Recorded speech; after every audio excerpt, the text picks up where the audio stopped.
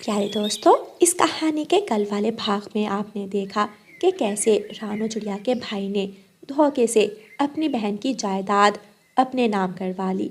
और फिर रानू चिड़िया को अपना घर लेने के लिए पैसों की ज़रूरत थी और वो अपने भाई के दरवाजे पर गई तो कैसे उसके भाई ने उसे घर से निकाल दिया। चिड़िया बहुत परेशान थी, वो अपने घर में डरी हुई बैठी थी। वो जानती थी कि किसी भी वक्त कालू कौवा आ सकता है और उसे घर से निकाल सकता है। ऐसे ही शाम हो जाती है। कालू जी, मुझे तोते ने बताया था कि रानू चिड़िया आज अपने भाई के पास पैसे लेने गई थी। हो सकता है रानू चिड़िया ही हमारा घर खरीद ले। आप जाओ और रानू चिड़िया से पूछो, अगर उसने कोई बंदोबस्त किया है तो ठीक, वरना उसे अभी के अभी घर से निकाल दो। ये किराएदार बहुत बुरे होते हैं, ऐसा ना हो कि वो हमारे घर पर ही कब्जा कर ले।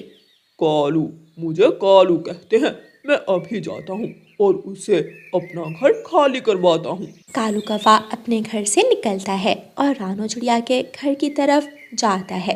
हाँ भी रानू चिड़िया, क्या बना? क्या कहा तेरे भाई ने?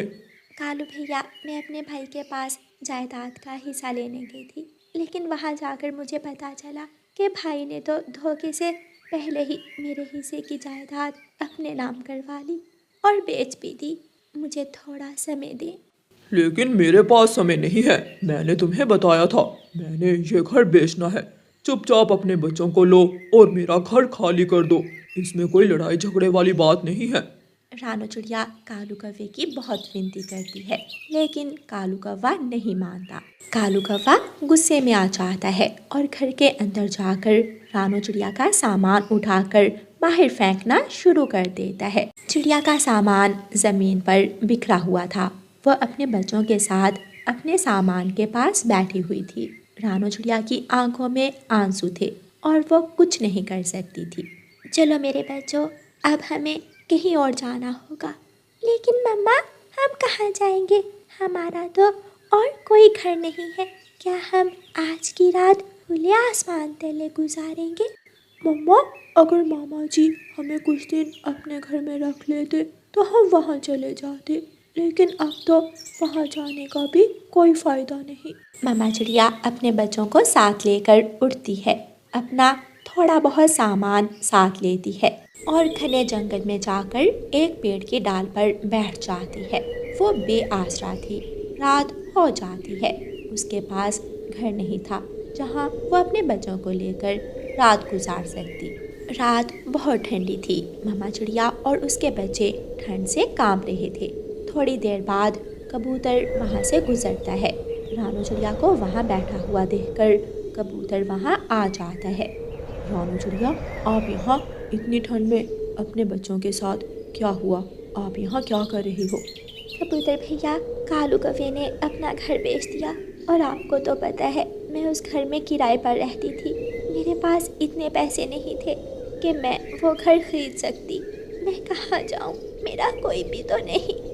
रानू चिड़िया, बाकी की बात घर जाकर करेंगे। आप मेरे साथ मेरे घर चलें। कबूतर रानू चिड़िया को अपने साथ अपने घर ले जाता है। कबूतर भैया, आपने मुझ पर बहुत बड़ा एहसान किया है। जब मुश्किल वक्त में मेरा अपना भाई मेरे काम ना आया तो आपने मेरी मदद की और मुझे अपने घर में ले आए। रानू चिड़िया, हम बरसों से इकट्ठे इस जंगल में रह रहे हैं। आप मेरी भी तो बहन हो। चिंता ना करो, जब तक आपको नया घर नहीं मिल जाता आप इस घर को अपना घर ही समझो। कबूतर रानू चिड़िया और उसके बच्चों को खाना देता है। वो रात रानू चिड़िया कबूतर के घर में गुजारती है। कबूतर उस जंगल में एक ढाबा चलाता था। दूसरे दिन कबूतर रानू चिड़िया से कहता है, रानू बहन, मैं ढाबे पर जा रहा हूँ। चिंता ना करो, शाम का खाना मैं आपके लिए ले आऊँगा। कबूतर भैया, मैं घर में बैठकर क्या करूँगी? मैं भी आपके साथ जाती हूँ। मैं काम में आपकी मदद करूँगी। ठीक है, जैसे आपकी मर्जी। चिड़िया अपने बच्चों को घर छोड़ती है और कबूतर के साथ ढाबे पर चली जाती है। रानू चिड़िया हंडिया बहुत अच्छी बनाती थी। रानू चिड़िया हंडिया बनाना शुरू करती है और कबूतर ढाबे के दूसरे काम करता है। कबूतर को काम में मदद मिलती है और कबूतर का काम पहले से दुगना हो जाता है। उस दिन कबूतर को बहुत ज़्यादा मुनाफा होता है। कबूतर बहुत खुश था। रानो बहन, मैंने सोचा है कि हम इस ढाबे को मिलकर चला लेते हैं। आप मेरे साथ इस ढाबे में हिस्सेदारी कर लो। जो मुनाफा होगा हम आधा आधा कर लेंगे। कबूतर भैया, मेरे लिए इससे बढ़कर खुशी की बात क्या हो सकती है कि मेरे पास कुछ भी नहीं था। आपने मुझे काम भी दिया और घर भी। मैं इस काम को पूरी मेहनत और ईमानदारी से करूँगी। फिर उस दिन के बाद रानू चिड़िया कबूतर के ढाबे पर काम करने लगती है और कबूतर के घर में ही रहने लगती है। कुछ ही दिनों बाद रानू चिड़िया के पास इतने पैसे जमा हो जाते हैं कि वो अपने लिए एक तिनकों का घोंसला खरीद सके। चिड़िया बैरी के घने पेड़ पर अपने बच्चों के लिए तिनकों का एक घोंसला खरीदती है। मेरे बच्चों, ये कोई लकड़ियों का बड़ा घर तो नहीं, ये तिनकों का घोंसला है, लेकिन ये हमारा है, ये किराए का नहीं जो कोई हमें यहाँ से निकाल दे। आपको ये हमारा नया घर कैसा लगा? ये तिनकों का घोंसला ज़रूर है, लेकिन मम्मा ये हमारा घर है, हम यहाँ खुश हैं। कुछ दिन और मेहनत करने के बाद रानू चिड़िया कबूतर से कहती है, कबूतर भैया, क्यों ना हम अपने काम को और आगे बढ़ाएं। मैं आपको इस ढाबे पर हंडिया बना दिया करूँगी और कुछ खाना लेकर ऑटो में दूसरे जंगल बेचने जाया करूँगी। इससे हमारा दुगना मुनाफा होगा। कबूतर को रानू चिड़िया का उपाय बहुत पसंद आता है और फिर वो ऐसा ही करते हैं। रानू चिड़िया ढाबे पर हंडिया बनाकर छोड़ती है और कुछ खाना ऑटो पर रखकर दूसरे जंगल चली जाती है। गुड़िया और कुकू भी रानू चिड़िया के साथ थे। वो जंगल जंगल फिरते और बना बनाया खाना पक्षियों को परोसते। मम्मा चिड़िया दिन रात मेहनत करती है और फिर इस काबिल हो जाती है कि वो अपने बच्चों को लकड़ियों का पक्का घर लेकर दे सके। आखिर रानू चिड़िया अपने बच्चों के लिए लकड़ियों का पक्का घर बना लेती है। मम्मा चिड़िया को सफलता मिल चुकी थी और वो बहुत खुश थी। उधर रानू चिड़िया के भाई का बेटा सख्त बीमार था। वो अपने बेटे को कभी कहीं तो कभी कहीं लेकर जाता। भतीजी, कोई दवा भी असर नहीं कर रही। मेरा बेटा आंखें क्यों नहीं खोल रहा? मेरे बेटे को बचा ले, चाहे जो भी हो, मेरे बेटे को बचा ले। मैं अपने बेटे को खोना नहीं चाहती। बुलबुल ने ऑपरेशन बताया है पिंकी। ऑपरेशन के लिए बहुत ज़्यादा पैसों की ज़रूरत होगी। मैंने नदी के पास वाली ज़मीन भी बेच दी है और शायद हमें अब ये घर भी बेचना होगा। हर चीज़ बेचकर चिड़िया का भाई और रानू चिड़िया की भाभी अपने बेटे का ऑपरेशन करवाते हैं, लेकिन अफसोस उनका बेटा नहीं बचता, वो मर जाता है। दोनों पति पत्नी सूखे पेड़ पर बैठे हुए थे। ना तो उनका बेटा बचा था और ना ही उनके पास घर था और ना ही ज़मीन जायदाद। रोते हुए पिंकी अपने पति से कहती है, पति जी, शायद ये हमें हमारे कर्मों की ही सज़ा मिली है। हमने रानू के साथ बहुत बुरा किया था। हाँ पिंकी, जब से हमने रानू का हिस्सा खाया उस दिन से हमारे घर में कुछ ना रहा, सब कुछ बिक गया। पति जी, रानू ना जाने कहाँ होगी। चले तो हम जाकर रानू से माफ़ी मांग लेते हैं। अब क्या फ़ायदा, अब तो समय गुजर गया, लेकिन फिर भी मन की शांति के लिए हमें रानू बहन के पास जाना ही होगा। रानू चिड़िया का भाई अपनी पत्नी के साथ उड़ता है और रानू चिड़िया के जंगल की तरफ जाता है। जी बताएं, आपको किससे मिलना है? यहाँ इस घर में तो मेरी बहन रहती थी, रानू चिड़िया। भाई जी, वो तो 6 महीने पहले ही यहाँ से चली गई थी। ये घर मैंने ख़रीद लिया था। रानू चिड़िया ने बहुत कोशिश की कि उसे ये घर मिल जाए। वो तो अपने भाई के पास भी गई थी अपनी जायदाद का हिस्सा लेने, लेकिन उसके भाई ने उसे घर से निकाल दिया। शायद उसका भाई बहुत जालिम होगा, जिसे अपनी बहन पर ज़रा ध्यान आई। चिड़िया का भाई एक नज़र अपनी पत्नी पिंकी की तरफ देखता है और अपना सर शर्म से झुका लेता है। पूछते पूछते रानू चिड़िया का भाई और उसकी पत्नी पिंकी रानू चिड़िया के घर तक पहुंच जाते हैं। रानू बहन, मुझे माफ़ कर दो, मैं बहुत बुरा हूँ। मैंने आपके साथ बहुत गलत किया, लेकिन मुझे मेरे पापों की सज़ा मिल चुकी है। जिस ज़मीन जायदाद और घर के लिए हमने तुमसे नाता तोड़ा था, वो कुछ भी ना रहा, ना रिश्ता ही रहा और ना वो सब। रानो, हमें माफ़ कर दो, हम बहुत शर्मिंदा हैं। मेरे भाई, आपको मुझसे माफ़ी मांगने की ज़रूरत नहीं है, क्योंकि मैं वो सब भूल चुकी हूँ। मेरे बच्चे ही मेरा जीवन है और वही मेरा सब कुछ है। मैं खुश हूँ। मैं अपने बच्चों के साथ अपने घर में बहुत सुकून से रह रही हूँ। ऊपर वाले ने मुझे सब कुछ दे दिया। रानू चिड़िया का भाई और भाभी बहुत शर्मिंदा थे। वो झुकी हुई नज़रों के साथ वहाँ से उड़ते हैं और चले जाते हैं।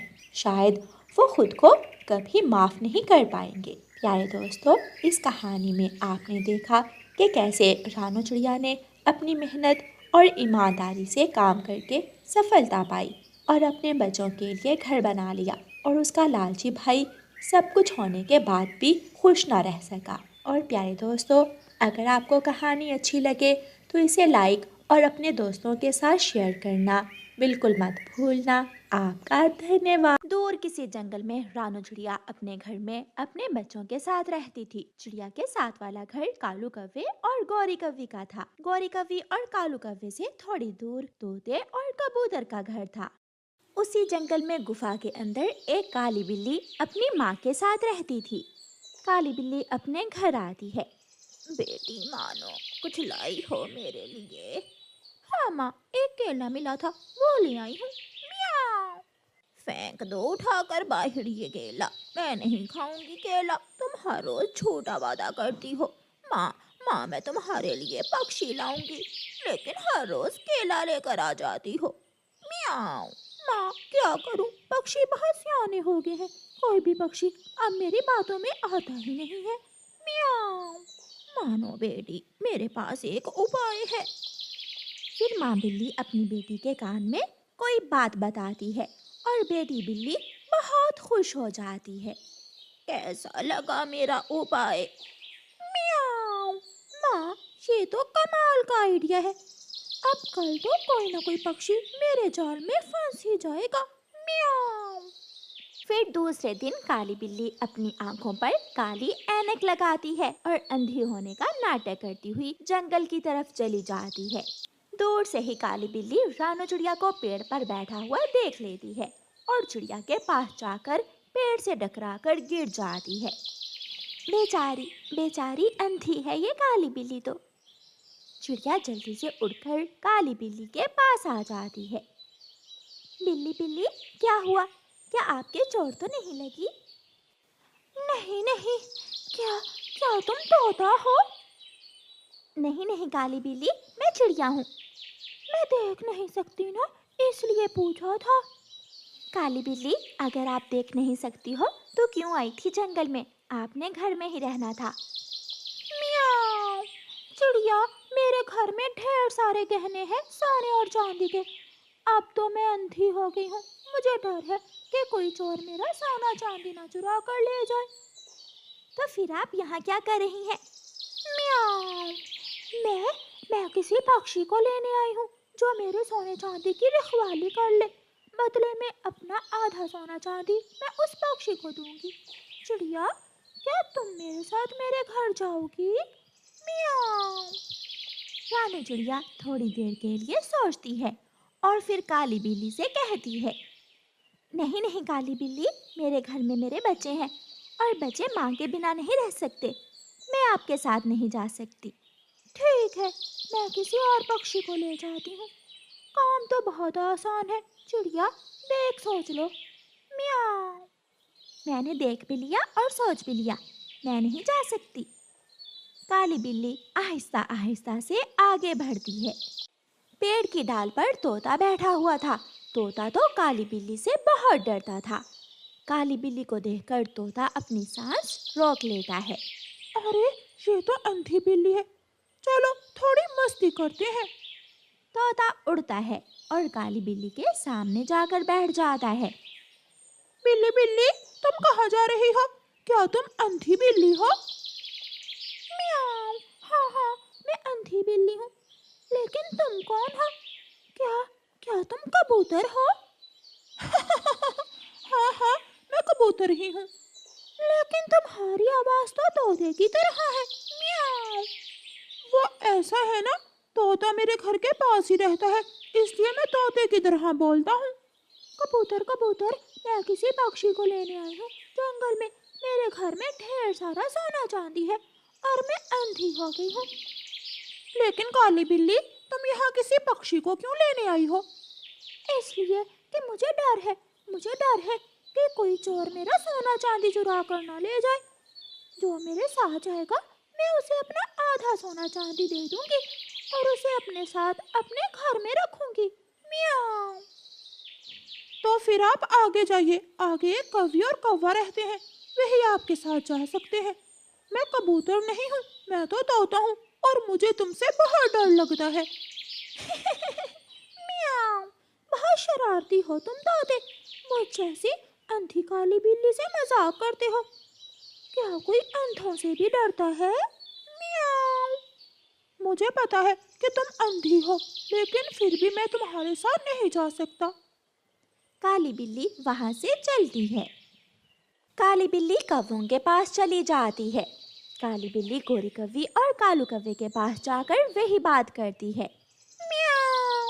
अगर कोई पक्षी मेरे साथ आए तो मैं उसे अपना आधा माल दे दूंगी। कालू जी, आधा माल हम अंधी काली बिल्ली से ले लेंगे और आधा चुरा लेंगे, क्योंकि काली बिल्ली कौन सा देख सकती है।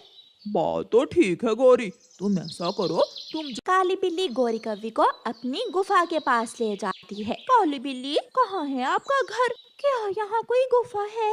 हाँ, वो सामने ही है गुफा। मैं उसी गुफा में रहती हूँ। मियाओ। ऐसे काली बिल्ली धोखे से गोरी कौवी को गुफा के अंदर ले जाती है। जब गोरी कौवी गुफा के अंदर चली जाती है तो काली बिल्ली अपनी काली ऐनक उतार कर फेंक देती है और गुफा का दरवाजा बंद कर देती है। माँ, मियाओ, मियाओ, कहाँ हो? काली बिल्ली, आपने ऐनक क्यों उतार दी? और यहाँ तो कोई सोना चांदी नहीं है। मैं बताती हूँ काली कौवी, सोना कहाँ है। मियाओ। माँ बिल्ली छलांग लगाती है और गोरी कौवी को दबोच लेती है। धोखा, ये मेरे साथ धोखा है। मियाओ, मियाओ, तुम लालची हो, इसलिए तो मेरे धोखे में आ गई तुम। मियाओ। काली बिल्ली गोरी कौवी को मार देती है और दोनों माँ बेटी मजे मजे से गोरी कौवी को खा लेती हैं। फिर दूसरे दिन माँ बिल्ली काली बिल्ली से कहती है, बेटी, अब उस कौवी का पति बहुत आसानी से हमारे जाल में फंस जाएगा। जल्दी जाओ और उस कौवे को भी ले आओ। मियाओ, मियाओ, मियाओ। माँ, तुम चिंता ना करो, आज मैं उस कौवे को लेकर ही वापस आऊंगी। मियाओ। काली बिल्ली फिर से अंधी होने का नाटक करती है और अपने घर से निकलती है। कौवे भैया, गोरी ने बहुत बुरा किया जो काली बिल्ली की बातों में आ गई। चिड़िया, वो काली बिल्ली अंधी है और हमें अंधी बिल्ली से डरने की क्या जरूरत है? वो बिल्ली जरूर नाटक कर रही है, हमें काली बिल्ली पर विश्वास नहीं करना चाहिए। काली बिल्ली भी वहाँ आ जाती है। मियाओ। ये तो चिड़िया की आवाज है। चिड़िया चिड़िया, कौवे तुम्हारी तरह डरने वाले नहीं हैं। कौवे, कौवे भैया, तुम्हारी पत्नी तुम्हें बुला रही है। मियाओ। मुझे बुला रही है? लेकिन क्यों? तुम्हारी पत्नी ने आधा सोना और चांदी एक थैले में डाल लिया है, लेकिन वो अकेली उस थैले को उठा नहीं सकती, इसलिए वो तुम्हें बुला रही है। मियाओ। चलो चलो काली बिल्ली, जल्दी चलो, मैं अभी तुम्हारे साथ जाता हूँ। तोता कौवे को रोकता है, कबूतर भी मना करता है। रानो चिड़िया उसे काली बिल्ली के साथ जाने से रोकती है, लेकिन कौवा अपनी जिद पर था। तुम सब जलते हो हमसे, जाओ जाओ, मैं तो जाऊंगा। कौवा काली बिल्ली के साथ चला जाता है। काली बिल्ली बहुत आराम से कालू कौवे को भी अपनी गुफा में ले जाती है। बिल्ली बिल्ली, कहाँ है मेरी पत्नी? मेरे पेट में। मियाओ। पीछे से काली बिल्ली की माँ काली बिल्ली भी आ जाती है और कौवे को पकड़ लेती है। बेटा कौवे, माफ करना, तुम हमारी वजह से नहीं बल्कि अपने ही लालच के कारण हमारा शिकार बने हो। मियाओ। नहीं, मुझे छोड़ दो काली बिल्ली। काली बिल्ली दूसरे ही लम्हे कौवे को मार देती है और माँ बेटी मिलकर पार्टी करती हैं। ऐसे कौवा और कौवी अपने लालच के कारण अपनी जान से जाते हैं।